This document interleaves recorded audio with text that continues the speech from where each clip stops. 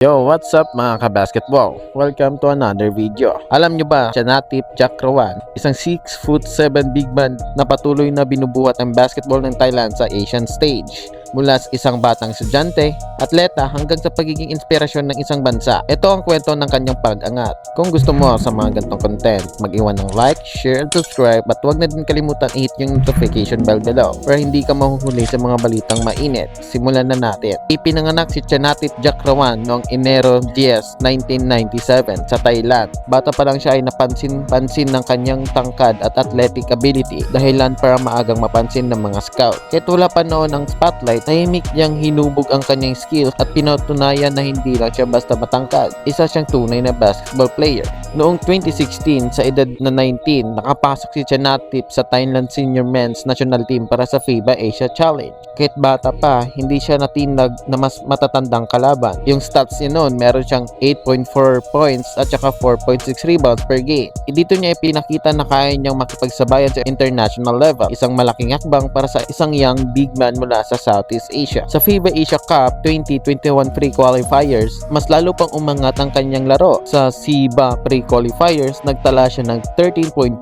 points at 9 rebounds per game. Sa performance na ito, hindi lang Thailand ang